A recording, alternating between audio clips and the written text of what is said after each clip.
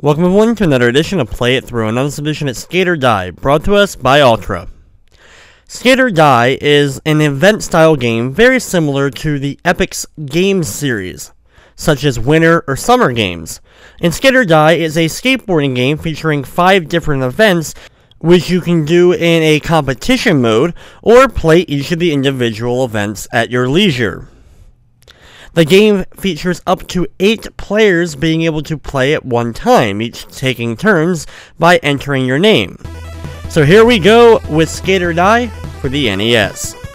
When you start off the game, you'll be in the skate shop. Here you can float around the Skate or Die icon, and we're going to start off by picking on the sign-up sheet. Here's where you enter the names for each of the characters that you're going to be playing. Since I'm going to be playing the game by myself, I'm going to just, of course, put my name in. However, if you want to play 2, 3, 4, or, like I said, up to 8 players, you'll enter each name in whatever order you would like to. Once you've entered a name, you want to go to the cancel, and you can float around the Skate or Die skate shop. Highlighting different areas of the skate shop will give you different little quips from the skate shop owner, and then you can go to the bottom of the screen and go to compete. Once outside of the skate shop, you'll have the 5 different events laid out before you, as well as compete in all events by going into the upper left corner. It definitely takes some time to get used to the overall skating of the game, using the D-pad and figuring out what direction to press to go where you want. The first event that we're going to be doing is the half pipe. It's a little bit difficult to try to quickly explain all the different tricks you can pull off. Basically what you'll need to know is matching the A button in order to go faster and get more air.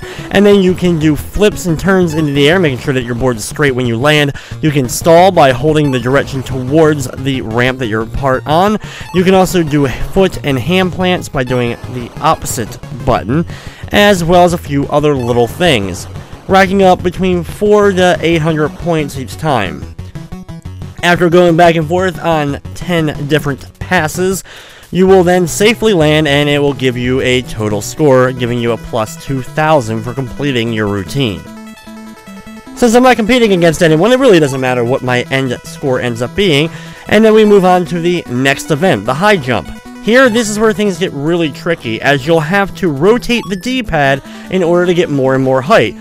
Doing this quickly can be very difficult, and you only get 5 passes this time around in order to do so. Whatever your highest jump is after doing all 5 passes will be your final score for the round.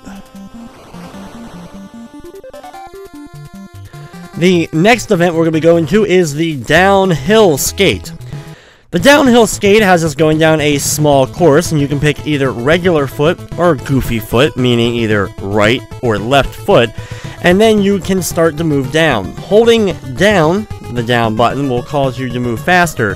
Holding down the B button will allow you to navigate a little bit better, being able to quickly turn. Mastering this after a few times of practice is definitely recommended to figure out exactly how you can move your guy around all the different obstacles. The course is rather short, but you'll probably find yourself crashing quite a few times the first few times you end up trying to complete the course. That's definitely why the practice option comes in handy.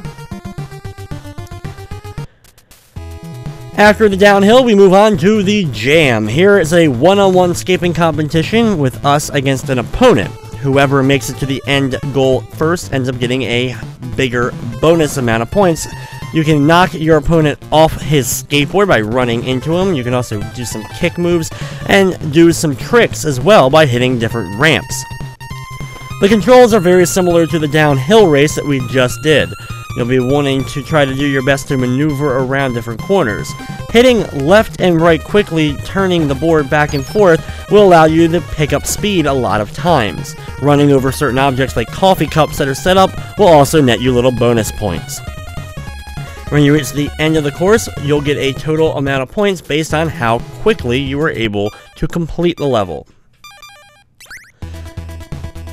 The 5th and final event is the pool joust. Here, you'll face off against an opponent of your choosing, one of 3, which I assume the bottom opponent is the harder of the 3 in Leicester. You then get into the pool itself, and your goal is to rotate and take out your opponent. first person to score 3 points ends up being the winner. The rotation on your character and trying to avoid the other guy definitely takes some getting used to. Holding down the A or B buttons, as well as hitting left and right on the D-pad while moving back and forth, usually allows me to get a bit of a rotation. Hitting up and down to kind of line myself up with my opponent in order to hit him. When he has that jousting pole, what you want to do is try to hold up on the D-pad to get away from him, and then repeat the opposite, going very far up or very far down in order to avoid him.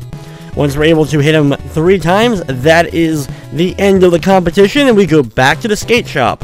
Here, you can look at your high scores that you just set, and then go back in the competition and try to improve your score. There's no ending to the game, so it's just to see what kind of scores you can end up getting against your own self or your friends. But anyway, that will wrap up this edition of Play It Through. I'd like to thank you for watching, and of course, I hope you enjoyed.